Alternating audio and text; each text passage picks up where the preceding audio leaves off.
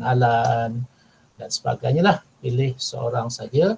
Ini kerja individu, bukan kerja kumpulan, kerja individu. Setiap orang perlu memilih seorang kita kata peserta kajian, peserta kajian kan, yang bukan beragama Islam, kan, bukan beragama Islam, kan. Mu'alaf tak nak, kan, dia bukan beragama Islam, kan.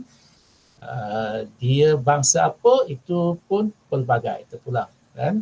Yang penting dia bukan beragama Islam, kan. Jadi tentukan seorang saja peserta kajian kita, kan. Perkara pertama, kan, ambil latar belakang dia, kan. Katalah kita jumpa akau misal katakan, ataupun meme contoh meme, kan.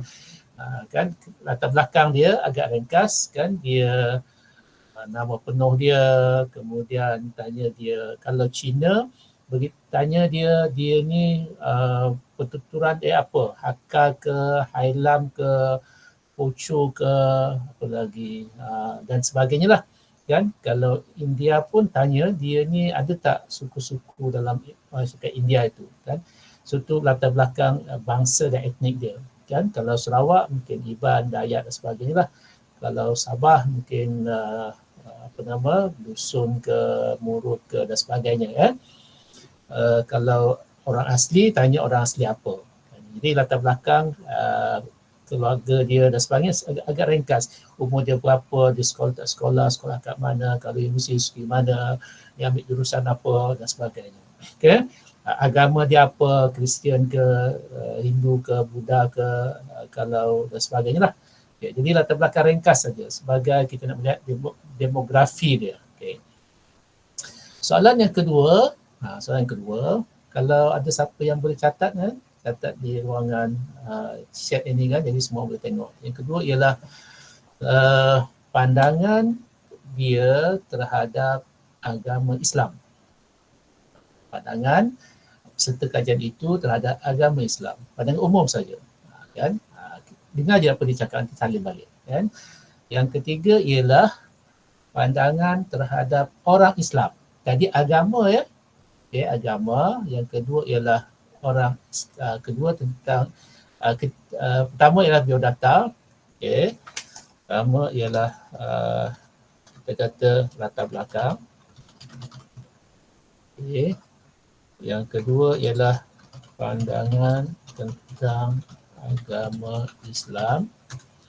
Tiga, pandangan tentang orang Islam.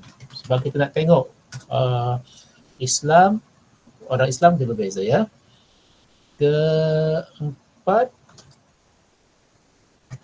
pandangan tentang syiar agama Islam seperti azan, apa lagi tentang masjid atau surau dan lain-lain lah. Syiar, ya, syiar, bukannya syariah hukum hakam hudu tu, tak, syiar, kan. Keempat, dan yang kelima yang terakhir ialah tentang dia ceritakan tentang agama dia, kan. Kita tengok kita nak tengok pengamalan beragama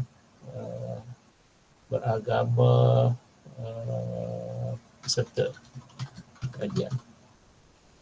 Pengamalan beragama, kan. Jadi ada 5. Pertama latar belakang, yang kedua ialah latar belakang tu termasuklah nama, keluarga dia. Yang penting ialah dia daripada etnik ataupun kita kata kaum mana, kan. Kalau Cina kena spesifik lah, kan. Kalau India kalau ada.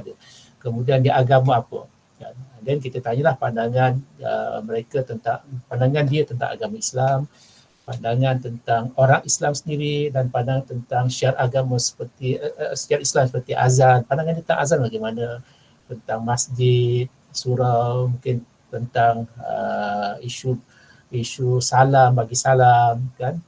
Kita asas saja. So tak perlu pergi kepada pandangan tentang kalimah Allah apa semua, itu dah besar-besar ni kita tengok yang kecil-kecil kan. Tapi kalau dah masukkan juga ambil je lah, tak ada masalah. Tapi itu kita tanya yang tu. Dan akhirnya pengamalan beragama dia.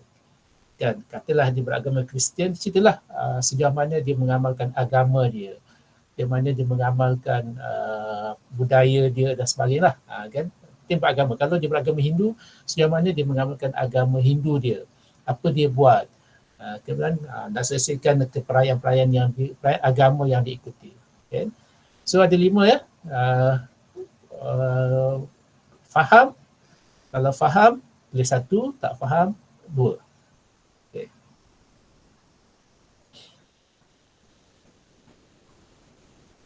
Hello. Okay, terima kasih. Doktor. Ya, siap. Ya, Adam. Kan soalan keempat tu kena amalan beragama kan? Soalan Tapi kelima. soalan kelima kelima betul. Habis kalau orang tu atheist? Orang tu atheist? Atheist? Yelah, dia kena cerita tentang atheist dia. Kenapa dia tak, dia sebenarnya atheist pun dia agama sebenarnya, cuma dia tak mengaku dia ada agama. So ceritalah kenapa dia atheist kan. Dengar je, tak perlu nak berbalah dengan dia. Kita ambil maklumat je. Okay, faham. Faham ya? Kalau dia atheist, saya tak percaya agama. Okey, cerita sikit kenapa awak tak percaya agama kan. So tak payah kita soal jawab dengan dia tak. Kita sekadar ambil maklumat saja. Sama juga masa saya belajar dulu, lecturer saya punya tugasan, saya pergi ke agama Hindu kan. Jadi pengalaman mengutik data tu kan, lecturer saya kata jangan argue. Walaupun dalam hati kita ni kan, ya Allah, remuk ni dalam dada kita ni kan, dia tak kutuk agama kita kan, tapi nak beritahu sesuatu yang kita perlu jawab, tapi jangan jawab. Kan? Jangan jawab. Kan? Sebagai contoh kan, saya pergi temu bual dengan seorang kita kata yang jaga kuil tu lah kan. Dia tanya pasal pengalaman agama dia tu kan. Dia kata agama Hindu ni seperti sebab kita belajar dan kita dialog dengan, kita tanya dengan dia banyak dewa-dewa kan, yang dewa. Jadi kita pun tanyalah apa fungsi dewa A, dewa B, dewa C dan sebagainya kan. Kemudian kita tanyalah kenapa banyak dewa kan, banyak dewa. So dia pun jelaskan, dia kata mengikut asalnya agama Hindu ni percaya kepada Tuhan yang satu, dia kata. Okey, Tuhan satu. Habis saya tanyalah dewa-dewa tu fungsinya. Okey. Awak pernah tengok laut tak? Dia kata. Okey, saya pernah. Of course lah, pernah kan. Okey, laut. Tahu sungai? Pernah, dia kata. Okey, sungai atau anak sungai yang banyak ni akhirnya pergi ke mana, dia kata. Pergi ke laut lah. Jadi begitulah manifestasi kepercayaan agama Hindu kan. Dewa-dewa itu melambangkan sungai yang banyak menuju kepada Tuhan yang satu. Dia kata. So kita nak argue je kan, tapi lecturer saya kata jangan argue, just kutip data saja. Data. Okay. Jadi pengagama tu lah, kalau katakan dia menganut agama Hindu kan, kita boleh tanya kekerapan dia pergi ke kuil kan, kemudian boleh tanya tentang kalau di Bali kan agama perayaan Hindu, kita boleh tanya kan, sehingga kita boleh, dia boleh menceritakan tentang pengalaman beragama dia. Tapi tidaklah bermakna kita mengakui agama dia, tak. Kan? So jangan kata, oh ya, betul ya. Janganlah kan, awak jangan jadi, jangan pula kan. Iman kena kuat. Sekadar kita nak berkongsi je, tak tahu sejauh mana dia mengamal. Sebab mungkin kita akan jumpa, kan, dia penganut agama tertentu, tapi pengamalan agama dia, kita boleh mungkin buat kesimpulan sendirilah kan. Tak sekuat mana pun kan, cuma dia nak dikenali sebagai orang yang beragama, tapi di sudut pengamalan agama mungkin tak ada kan. Sebagai contoh dalam agama Kristian kan, agama Kristian, bila saya mengikuti satu kursus yang dianjurkan oleh bekas padri, okey, dia beritahu dalam agama Kristian ni kan, ada orang yang hanya namanya Kristian kan, tapi dia bukan penganut agama Kristian, nama saja, sekadar suka kan. Yang kedua ialah dia mengamalkan agama secara terpilih kan, dalam perayaan tertentu saja Ini Kristian ya. Contohnya kalau ada upacara baptis. Baptis ni ialah nak confirmkan dia tu adalah orang Kristian kan. Jadi dia selalu baiklah akan dimandikan ataupun akan dicelup dalam air ataupun dalam kolam. Sebab mengikut Bible ke Bible ada seorang yang bernama John the Baptist. John ni lah Nabi Yahya kan. Jadi ketika Nabi Isa ataupun Jesus itu nak dibaptis, dia dibaptiskan oleh John. John ni Nabi Yahya lah di satu sungai di negara Jordan. Kan dengan Jordan. Jadi bila melalui proses pembaptisan itu kan adalah proses-proses menjadikan dia jadi Kristian. Kan. Itu satu. Yang kedua, bila dia nak berkahwin di gereja dan apabila mati. So, 3 ini yang paling asas lah. Walaupun dalam agama Kristian Katolik, dia ada 6 ataupun 7 peribadatan yang perlu dilalui bagi confirm dia sebagai orang Kristian.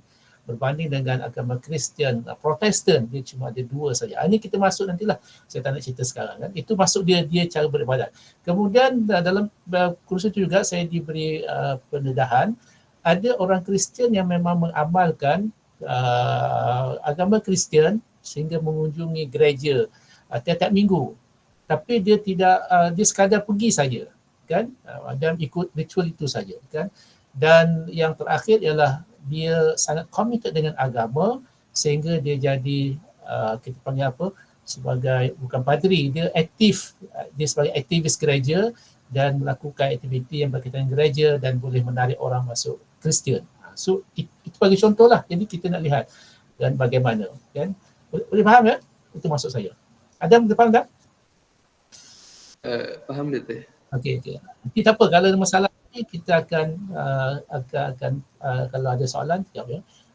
Doktor, boleh maaf saya selit sikit.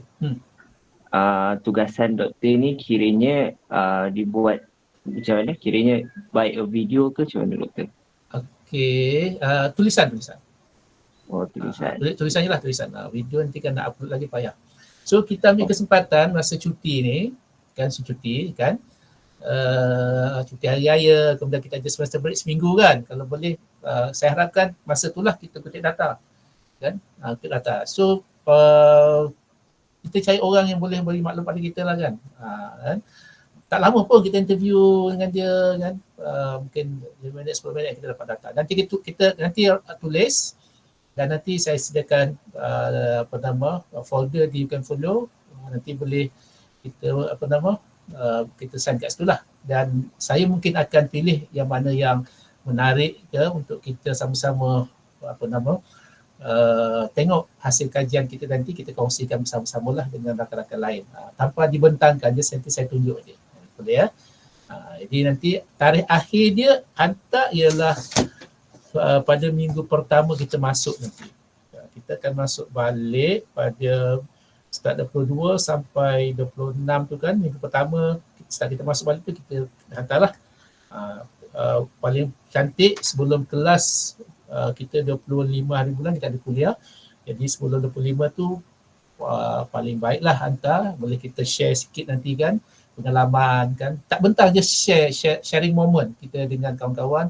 Mungkin ada cabaran kita nak dapatkan data kan, mungkin ada pengalaman kan, tukar-tukar orang ni tak nak bagi kan. Jadi kita nanti share insyaAllah kan. Tapi saya bagi masa seminggu lah untuk kita hantar tugasan kita. Okay, jadi hari ni 4 hari bulan, so kurang lebih 2 minggu lebih tugasan ini boleh berjalan kan. Mungkin esok pun dah boleh jumpa kan kawan-kawan yang bukan Islam tu kan, yang biasa, terutama kawan-kawan kita Sabah dan Sarawak yang biasa dengan kita insyaAllah. Okay, faham ya?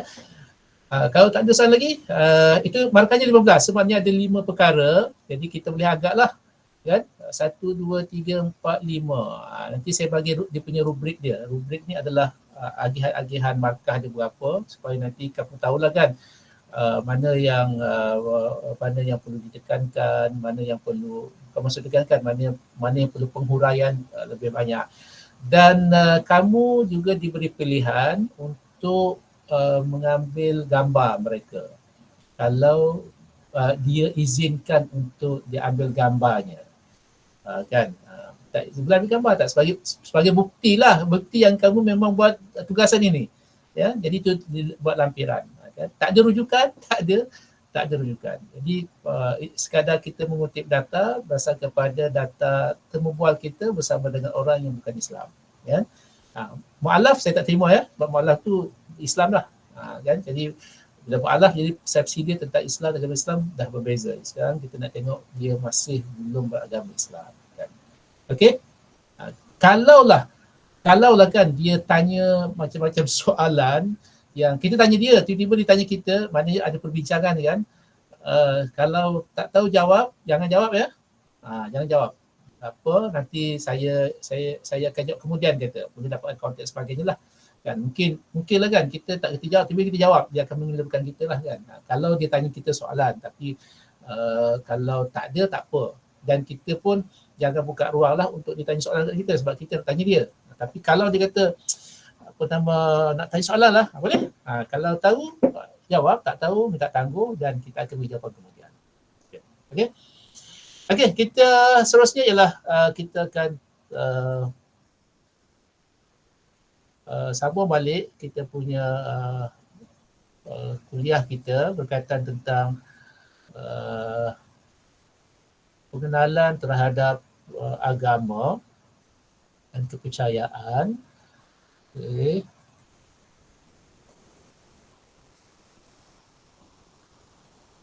Ada di skrin. Dan pada pertemuan yang lepas kita telah melihat beberapa maksud agama dan religion, termasuk juga cara-cara penyembahan atau apa yang disembah oleh penganut-penganut yang bukan beragama Islam. Kan?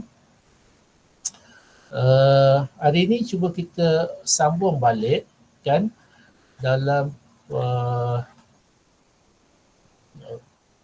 maksud ad-din tu saya tak nak detailkan lah ya, tak nak detailkan sebab saya fikir kita dah mempelajarinya sejak lama apa itu ad-din kan.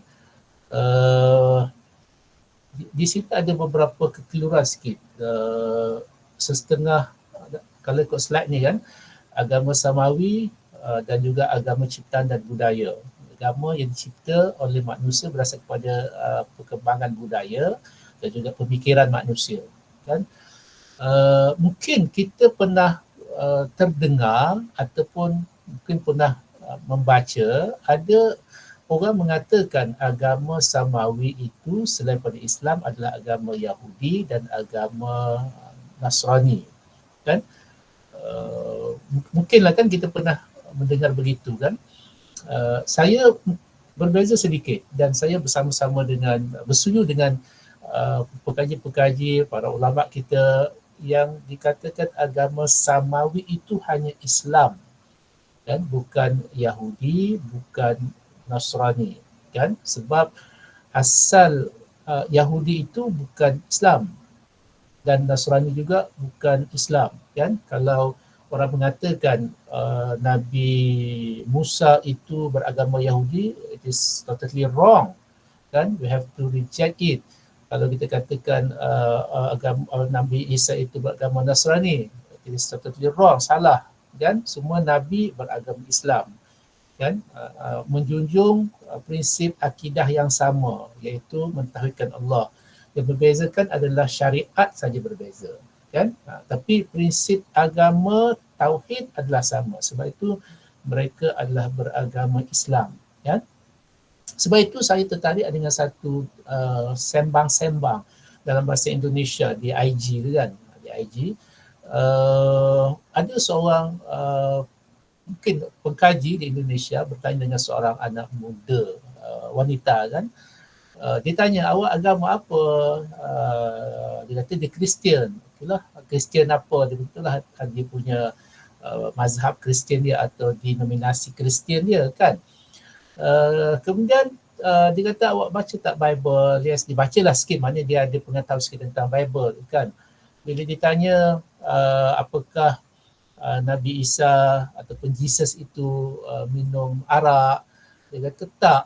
kan, tak minum arak pun kalau mengikut Bible yang itulah. Dia kata okey, tanya pula orang Islam minum arak tak. So Jesus itu Islam ke tak Islam? Islam dia kata. Kalau macam tu Jesus Islam lah dia kata, sebab Jesus tak minum arak, Islam tak minum arak. Okey, kemudian ditanya lagi, Jesus berkhatan tak? Berkhatan tak atau disunatkan? Dia kata disunatkan, sebab itu kalau mengikut 10 komitmen dalam Old Testament ataupun kita kata perjanjian lama, Bible ni ada dua, Old Testament dengan New Testament. So memang itu salah satu arahan dari dalam ajaran Kristian supaya berkhatan, dan Jesus pun dikhatankan dalam Bible pun ada kan. Jadi memang ada petikan dia dikhatankan, circumcises nama dia, circumcises, dan Jesus dikhatankan. Okey, kemudian orang Islam khatan, orang Kristian sekarang tak khatan. Jadi siapa yang Islam? Kan. Kemudian Jesus makan babi tak? Tak. Sebab dalam Bible memang ada beritahu, Bible babi tak boleh dimakan. Kan. Okey, lagi orang Islam makan babi tak? Tak. Jadi sekarang ni Jesus Islam tak Islam? Kita Islam, sambil gelak-gelak kan? Gelak. Kemudian tanya lagi kan, Jesus kalau dia beribadah, dia mukanya menghadap ke mana? Mukanya disembamkan ke tanah. Maknanya sujudlah kan. Maknanya muka Jesus, kepala Jesus diletakkan ke tanah. Maknanya justru dia sujud. Tanya lagi, orang Islam sujud tak? Sujud. Kalau macam tu Jesus kan Islam? Kan. Dan sekali kan, awak nak masuk Islam ke? Nak. Kan, dia terperangkap dengan soalan itu kan. Jadi saya berbeza sikit lah dengan pandangan setengah orang mengatakan agama Samawi juga termasuk agama Yahudi dan juga Nasrani kan. Sedangkan itu adalah agama ciptaan kan, malah Kristian itu pun agama ciptaan kan. Kalimah Kristian tidak pernah muncul pada zaman Nabi Isa. Dia muncul setelah 300-400 tahun kemudian kan. Adalah sejarah-sejarah adalah.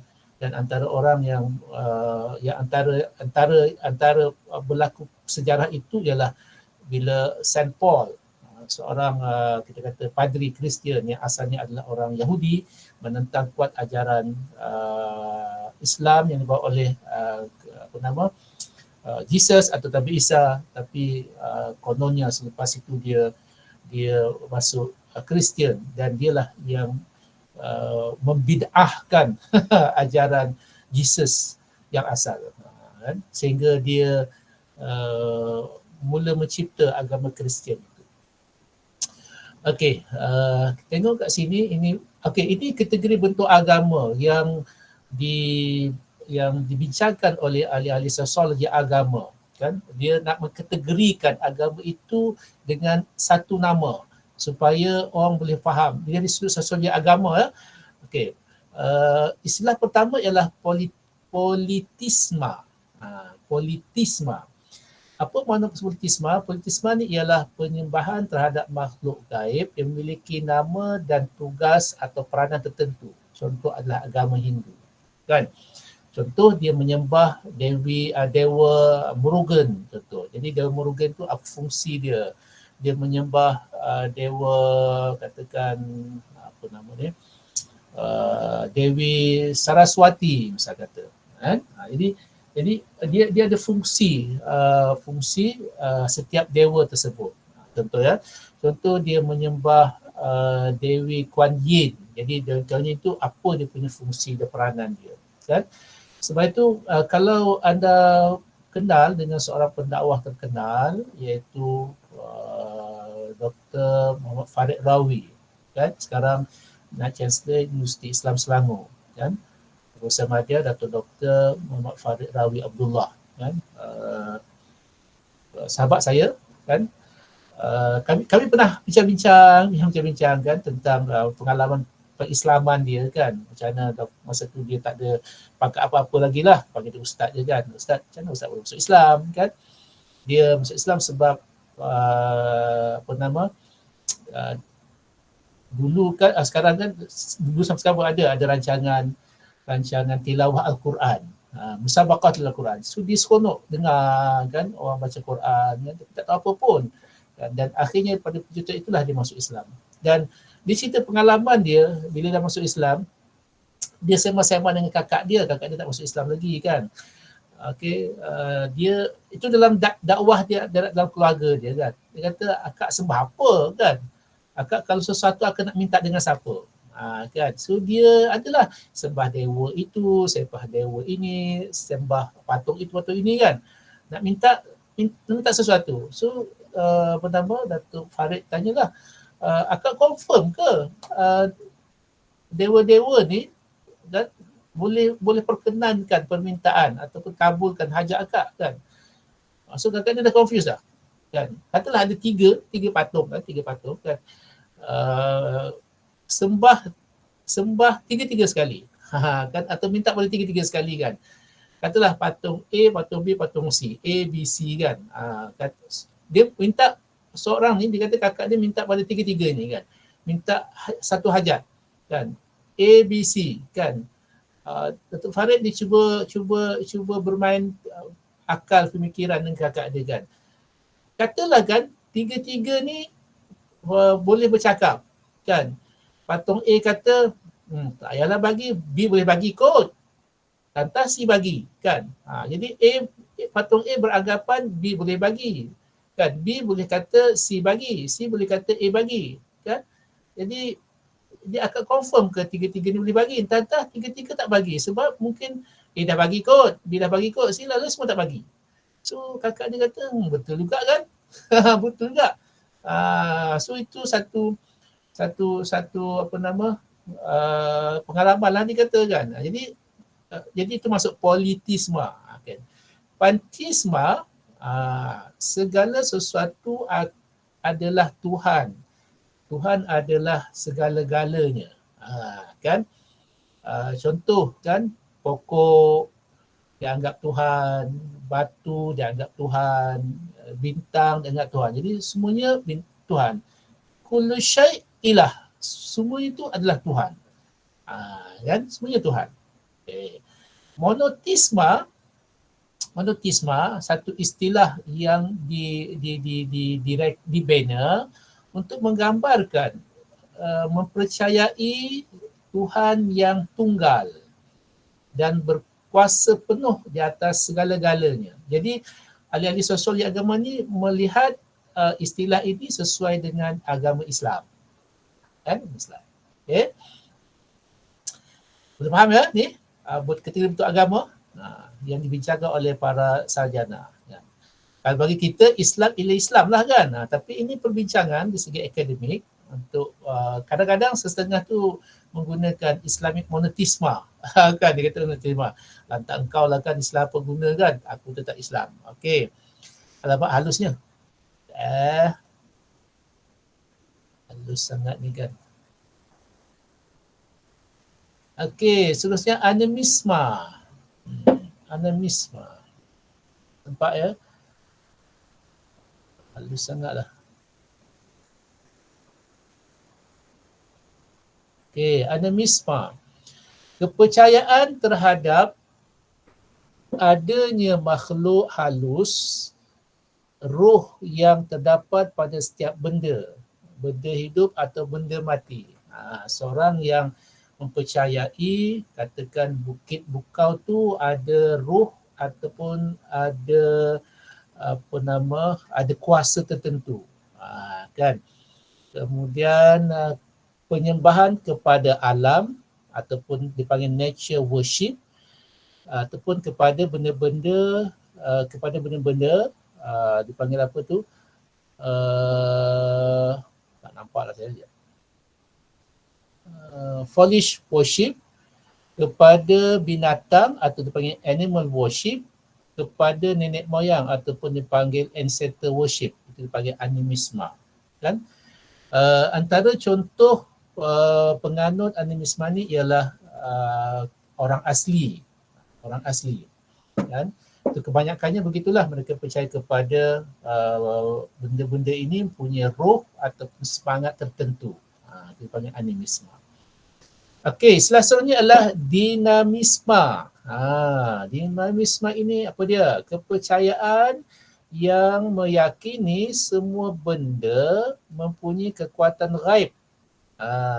Kan, kekuatan ghaib.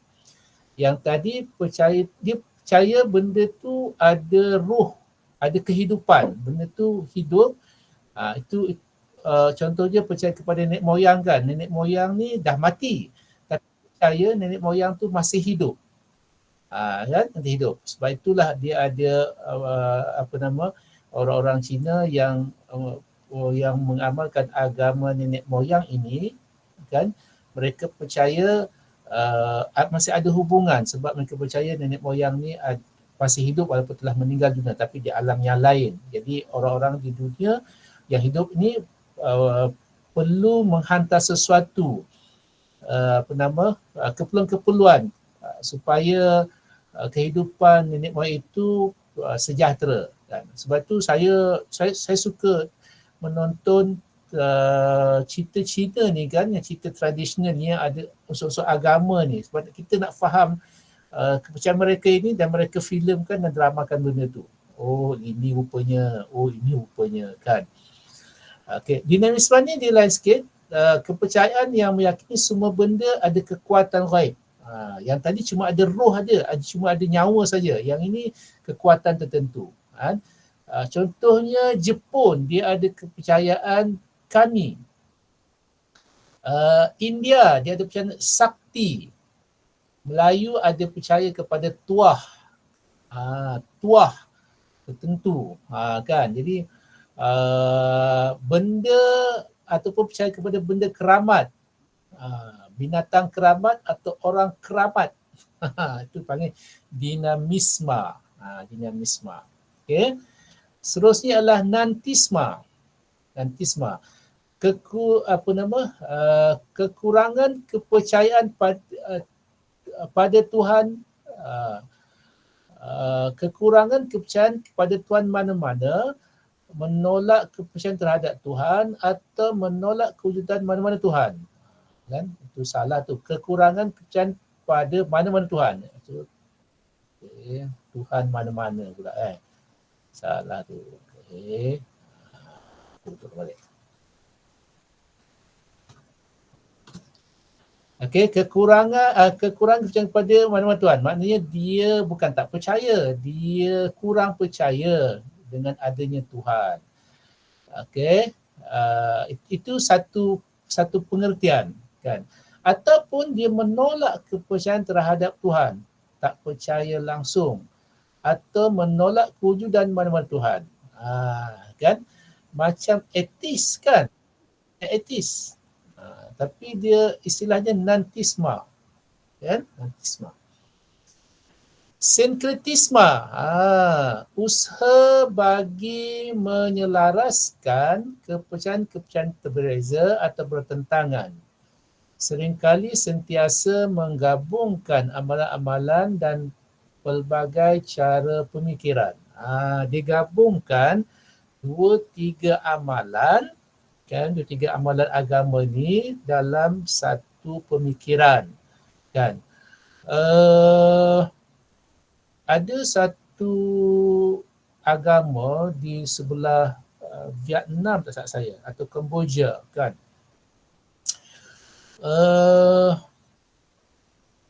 Cara berpakaian dia, yang lelaki khususnya, lelaki tengok dia pakai macam baju Melayu, pakai kain kan, dia macam ada serban kan. Tapi dalam masa sama dia sembah berhala kan, dia sembah patung kan. Kadang-kadang dia solat kan, baca Fatihah kan. Jadi dia menggabungkan semua agama itu dalam satu ritual atau satu amalan kan. Malah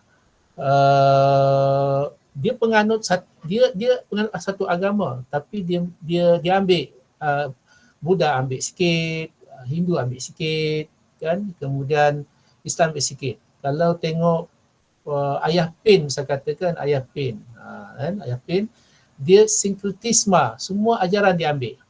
Kan, Hindu pun dia ambil, Buddha pun dia ambil, Islam ambil, dan Islam pun dia ambil kan. Jadi itu panggil sinkretisme, menggabungkan pelbagai aliran, pelbagai agama ini berpusat kepada satu orang kan. Bukannya A amal B, C D, tak kan, itu bukan. Satu orang mengamalkan berbagai agama. Kan? Agnotisisme. Ini pun satu lagi istilah. Tahu Tuhan wujud. Dia tahu kewujudan Tuhan tapi tak mempercayai ajaran agama itu. Dia tahu, contoh dalam agama Islam kan, dia tahu Allah itu wujud tapi tak percaya tentang ajaran yang ada dalam Islam. Kan? Ataupun keadaan ragu-ragu sama ada seorang itu mempunyai atau mencapai pengetahuan tentang Tuhan dan metafiziknya atau tidak. So dia ragu-ragu kan tentang kepercayaan tentang agama dia. Itu dipanggil agnostisisme. Ya. So ini istilah-istilah menggambarkan bagaimana seorang itu mempercayai sesuatu agama dan mengamal sesuatu agama. Dan kita ada istilah lain. Istilah lain seperti pluralisme agama. Pluralisme agama ni ialah kan dia menganggap semua agama itu sama. Dan itu pluralisme agama. Pluralisme agama menganggap semua agama itu sama. Tidak ada sebagai contoh kan menganggap Islam, Kristian, Buddha semua sama dan mereka menganggap tidak ada agama yang punya lebih daripada agama lain. Tidak ada kelebihan. So kalau awak Islam, dia kata kalau awak sebagai Muslim, awak tak boleh kata Kristian salah. Awak tak boleh kata Buddha salah sebab bagi mereka sama. Kan? Yang membezakan adalah cara pengabdian, cara ritual itu berbeza. Sebab itu mereka mengatakan ada dipanggil ibadah zahir, ibadah batin. Kan? Ibadah zahir, ibadah batin. Umpama roda kita ambil tayar motor, roda kan, tengahnya ada semua ada jari motor tu kan, jari tayar tu semua menuju kepada yang satu. Semua menyembah Tuhan tapi cara menyembahnya berbeza. Sama tadilah pengalaman saya berbual dengan seorang Sami kan, dia kata macam itulah kan, semua anak sungai bertemu kepada ataupun menuju kepada laut yang satu. Dan itu pluralisme agama. Dan liberalisme agama ialah merungkai semua kan ikatan-ikatan yang ada dalam agama yang telah established dan disepakati. Contoh dalam Islam kan dia cuba rongkai kan ajaran akidah kan yang telah disepakati, ajaran fiqh yang telah established kan oleh para ulama kita, dia cuba rongkai. Contohnya dalam hukum hakam faraid kan dah dibincang secara detail. Quran pun sebut secara detail dalam surah An-Nisa, yusikumullah fi auladikum lidzakari mislu hazil unsayaini kan, lelaki mendapat lebihan 2 daripada perempuan kan. So dia rungkai itu, dia kata ini tidak adil, diskriminasi terhadap perempuan, bla bla bla bla. Itu liberalisme agama kan. Kan, jadi itu beberapa istilah dikaitkan dengan istilah agama. Ada soalan? Kita dah mencecah pukul 1. Soalan? Saya boleh jawab, tak boleh saya minta tanggung. Ada soalan? Halo? Faham ke?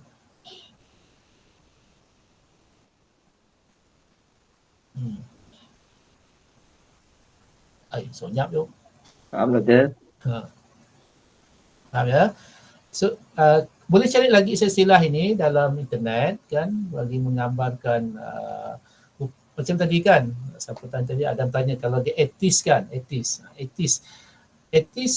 dia atheist, tidak, atheist agama atau percaya pada Tuhan, dia tidak percaya pada Tuhan, tapi sebenarnya dia walaupun dia tak percaya pada Tuhan kan, dia percaya kepada siapa kan, dia percaya pada siapa. Jadi katalah dia percaya kepada alam, daripada natural kan. Sebab bagi dia alam ini terjadi dengan sendirinya. So sebenarnya kepercayaan kepada itulah Tuhan dia. Sebab dia tak boleh tak ada agama, dia ada agama. Cumanya dia tidak menyembah sesuatu sembahan sama ada secara fizikal ataupun kita secara tauhid kan. Allah SWT, walaupun kita tak melihat Allah tapi kita percaya Allah itu wujud dengan segala bukti yang ada. Dia mengatakan dia tak percaya pada Tuhan, tapi dia apa yang dia percaya, sesuatu yang dia percaya itu adalah agama, kan, adalah agama. Okay. Doktor, Yang saya ada satu soalan lah. sila Faris. Sekarang ni banyak saya lihat dekat dalam media sosial berkenaan satu agama yang kiranya baru maksudnya baru digemburkan lah oleh orang dia lah, iaitu Satanis. Kiranya doktor, Satanis ni dia termasuk dalam golongan yang dalam animisme, dinanisme ke, ataupun dia memang yang baru punya kiranya? Okey, dia sembah apa? Dia Setan sembah kan? Satanis. Setan. Maknanya ada benda lah disembah. Ada benda yang disembah. Kan? Sebab dalam bentuk kita agama ni kan, dia macam kita bincang itulah. Kan dia memuja apa? Dia memuja alam ke, memuja nenek moyang ke, memuja kepada fatisma atau kerabat ke, atau dewa dewi. Dewa ni termasuk syaitan lah ni.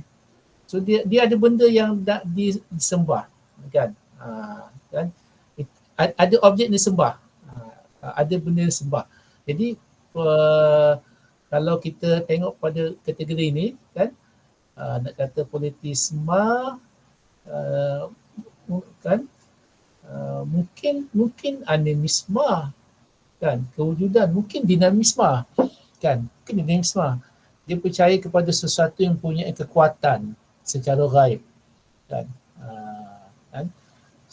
Satanisme, satanisme menyembah, menjadikan setan itu sebagai ikutan, sebagai sembahan dia, sebagai sembahan dia. Okey. Kalau kita rajin tengok kat internet, kita sangat gerun, kan, sangat gerun.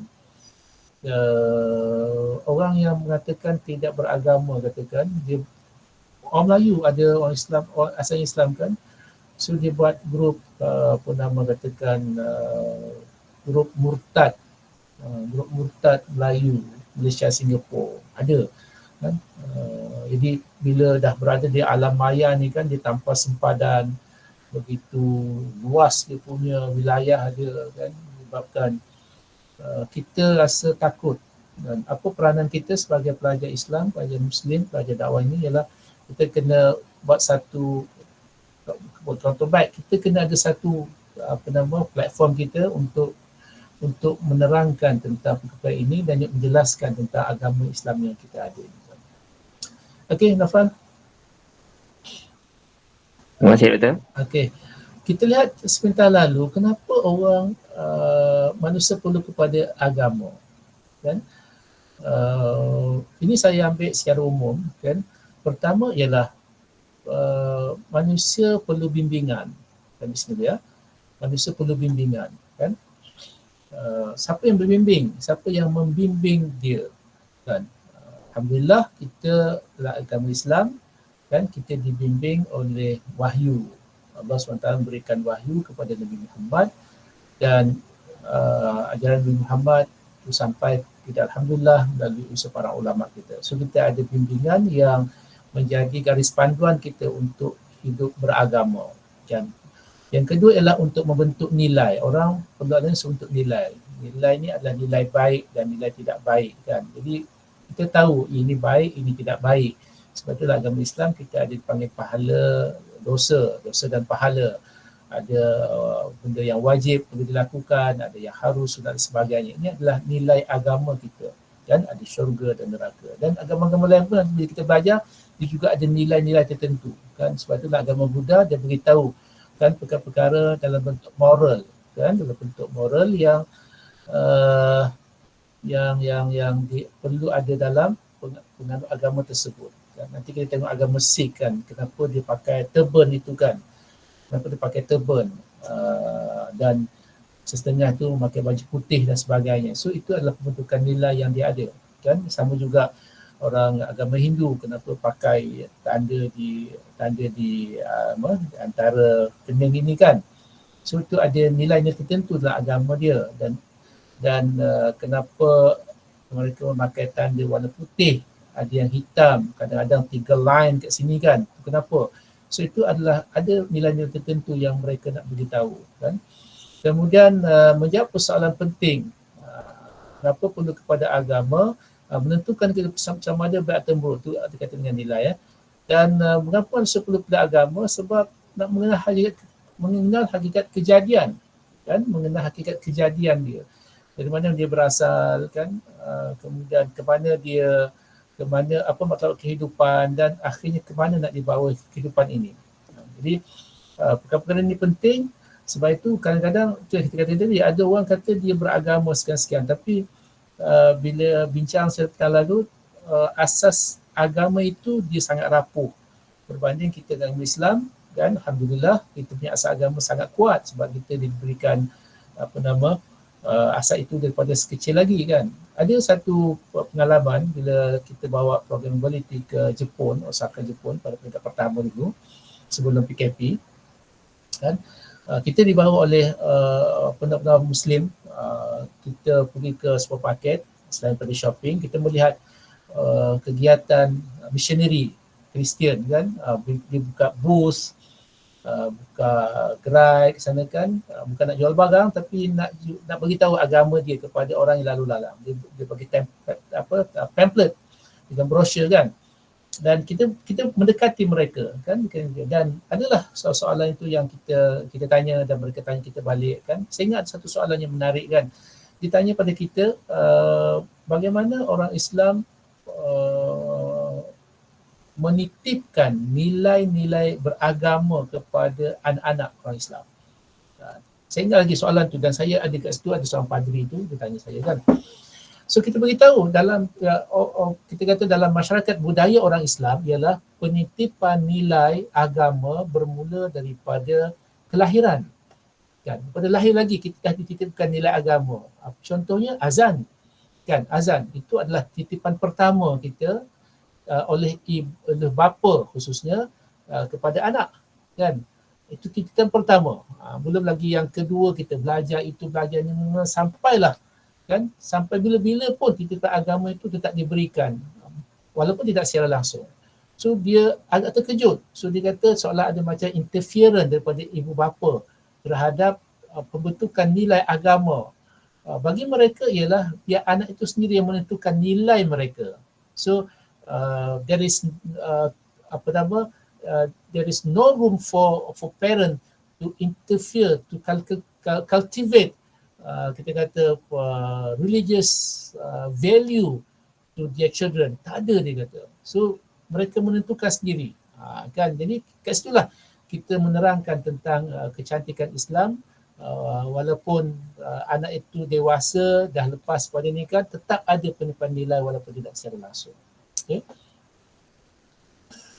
Okey, yang ini boleh cari kat internet lah. Okey, yang ini yang paling penting kan.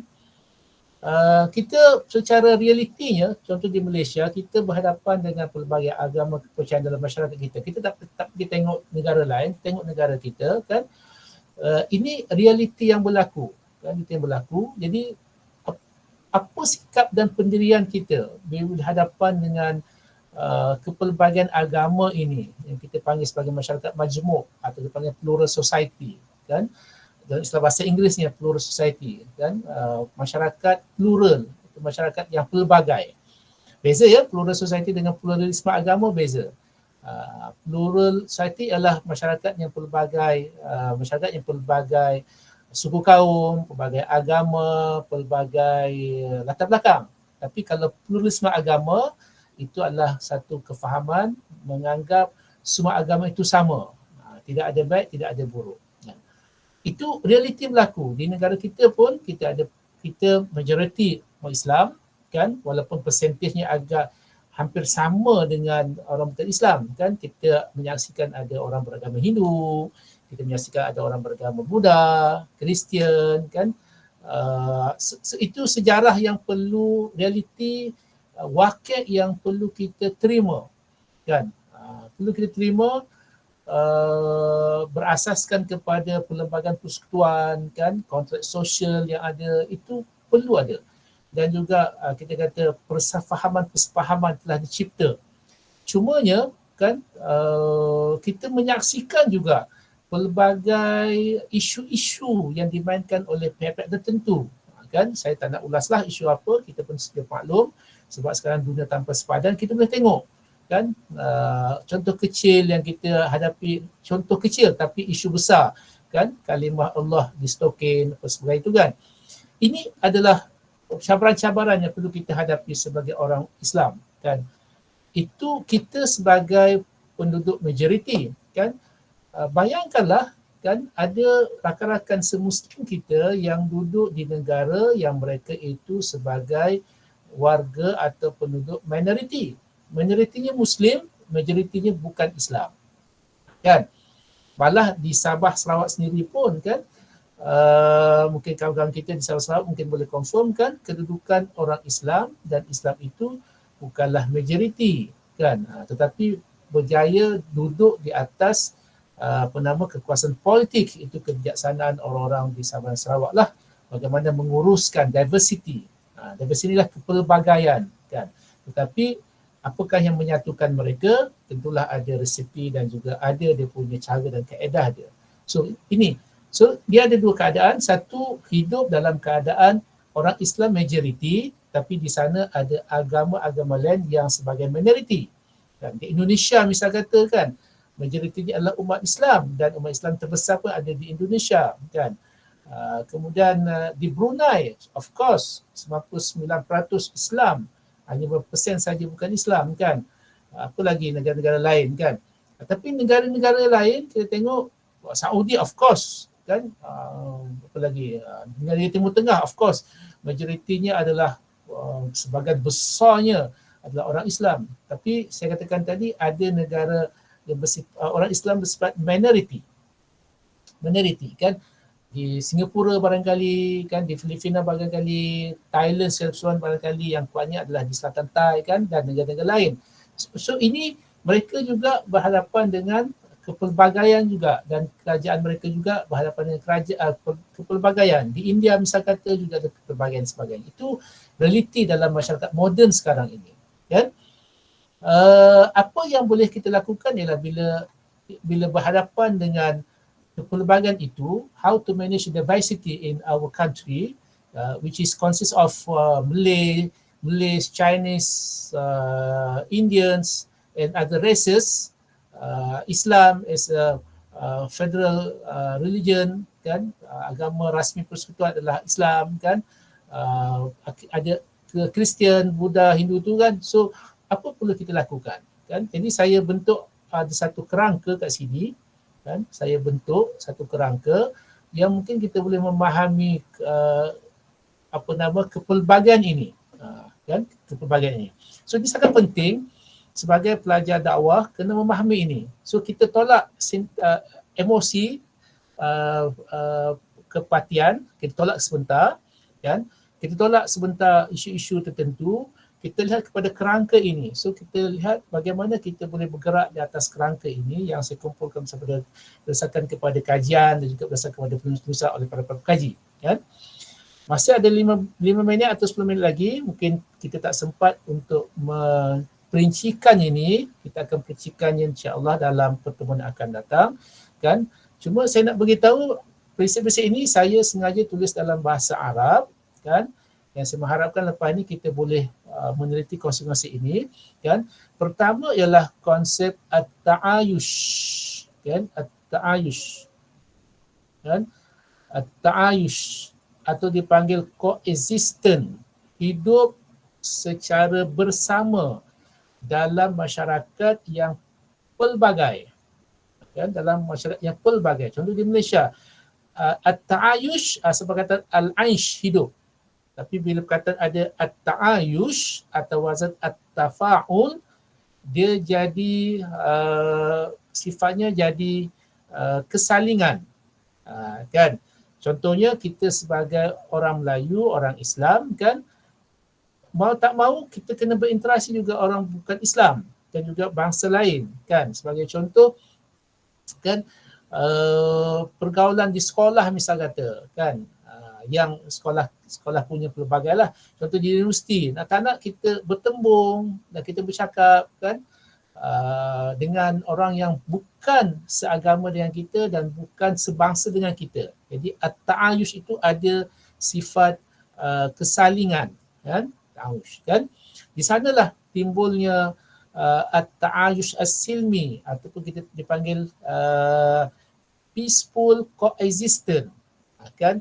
Kita panggil apa? Hidup bersama secara aman damai. Apa yang mempersatukan mereka supaya aman damai dalam konteks negara kita ialah perlembagaan persekutuan misal kata kan, kontrak sosial misal kata, apa lagi, bahasa Melayu misal kata atau bahasa kebangsaan, apa lagi, raja-raja, institusi raja, semua itu adalah sebagai kita panggil apa, pemersatu kepada persetujuan untuk hidup bersama. Mungkin kita bertanya, Ustaz itu ada isu-isu tu, isu-isu itu tetap timbul kan, tapi bagaimana kita menguruskan isu itu kan.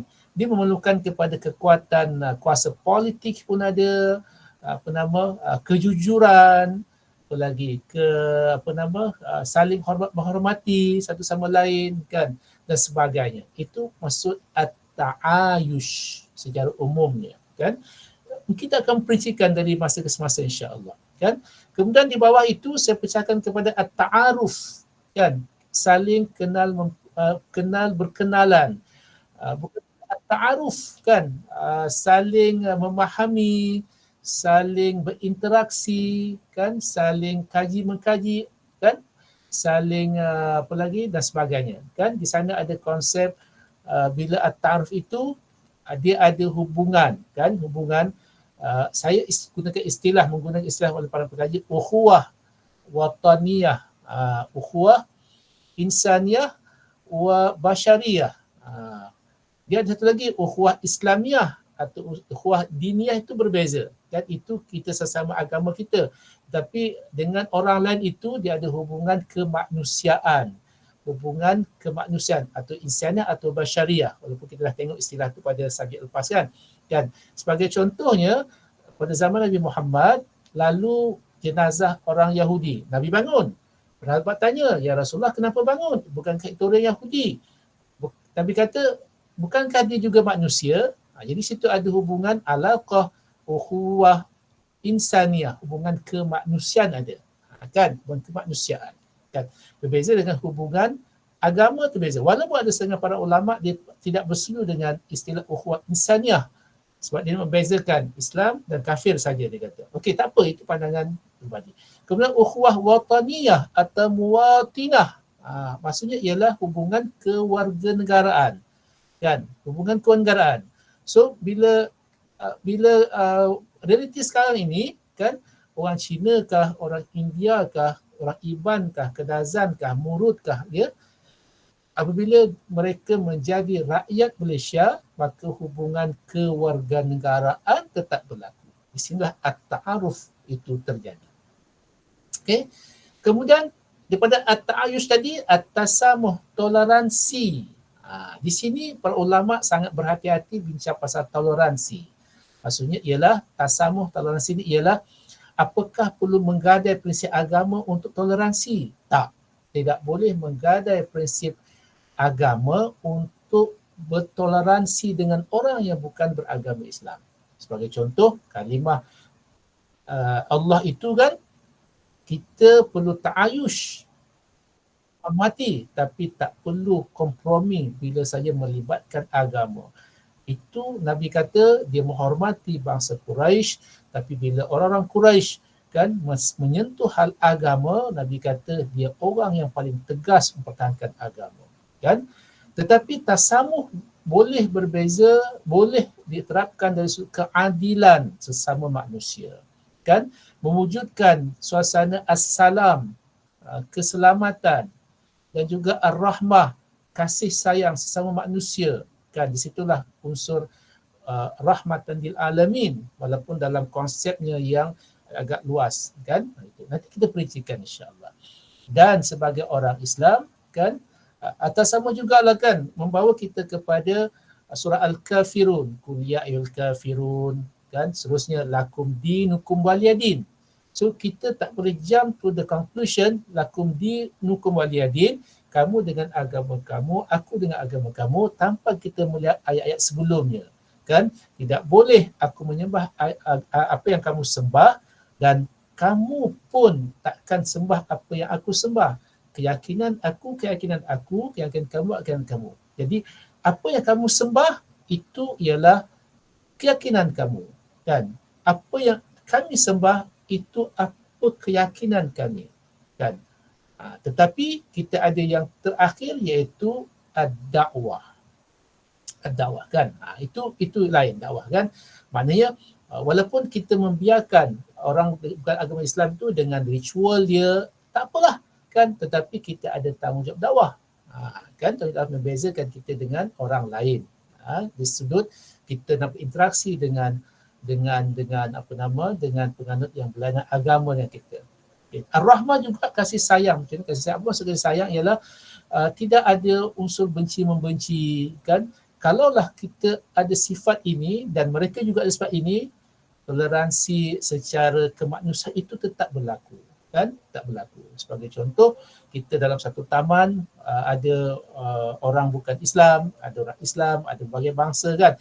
Takkan kita nak menyemaikan sikap permusuhan dengan mereka, sedangkan mereka juga adalah warga negara Malaysia yang sah, misal kata, kan, yang dijamin yang terjamin segi undang-undangnya dan sebagainya, kan. Jadi tidak mungkin kita nak menyemai kebencian dan juga permusuhan dengan orang yang bukan Islam, kan.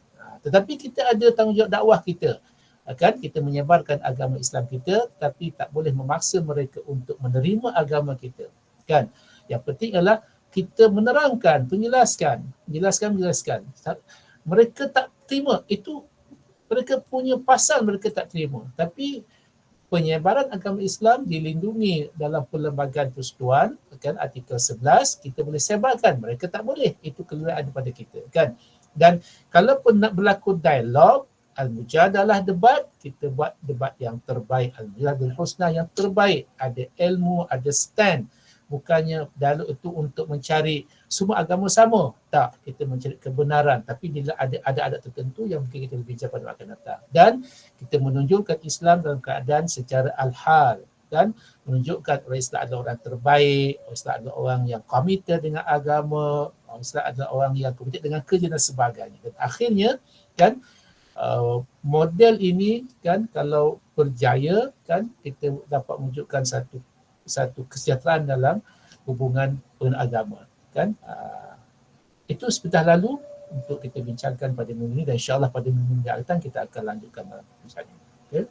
Dan boleh dapatkan beberapa perkara ini dalam internet untuk kita melihat, kan. Sebab itulah dulu ada satu ingat tak pelajar-pelajar sebuah IPT yang membersihkan kuil Hindu, kan. Tak tersebut universiti mana, kan, bila banjir hari itu, kan. So mendapat teguran daripada para ulama kita dan sarjana muslim kita, kan. Kan? Sebab tak perlu, sebab itu adalah ada batas agama kat situ. Kuil Hindu itu tempat sembahan orang-orang Hindu, kan. Banjir, kita pula tolong dia bersihkan tempat dia beribadat, kan. So ini tasamuh itu sudah dilanggar batasnya, kan. Batas sudah dilanggar, kan. Kalau mereka nak bersihkan rumah kita, surau kita, masjid kita, tak ada masalah. Tapi ini melibatkan agama, so kita kena berhati-hatilah, kan, sebab dia melibatkan akidah. Termasuk juga merayakan perayaan-perayaan ini pun dibincangkan para ulama, dia boleh menyentuh, melanggar prinsip-prinsip tasamuh. Itu kita akan bincangkan dalam pertemuan akan datang, insya-Allah. Baik, saya buka 1-2 soalan sebelum kita bersurai.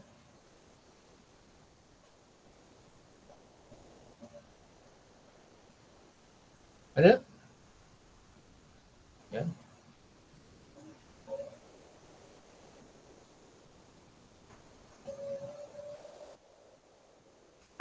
Ada? Kalau tak ada, terima kasih atas pertemuan hari ini dan kita jumpa lepas raya insya-Allah.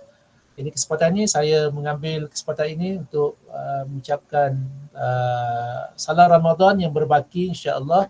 Doa pada Allah SWT kita dapat merayakan hari perayaan Aidilfitri dengan baik insya-Allah, berkunjung menghidupkan amalan takbir, sebab itu adalah syiar Islam yang paling utama kan.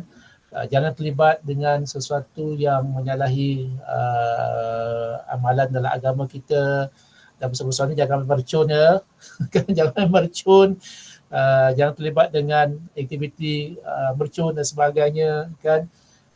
Teruskan untuk beribadah, kalau ada peluang untuk bertazkirah silakan, dan kita tunjukkan nak bersalaman dengan ahli keluarga, batas-batas mahram perlu dijaga dan sebagainya lah, supaya kita ada jati diri Muslim kita yang sebenar insya-Allah. Ya al-aidin wal faizin kullu am wa antum bil khair. Aku liqauli hadza wa astaghfirullah nazim wa lakum. Assalamualaikum warahmatullahi taala wabarakatuh. Syukran Doktor. Syukran Doktor. Syukran Doktor. Syukran Doktor. Bye. Betul lah. Syukran Doktor. Betul lah.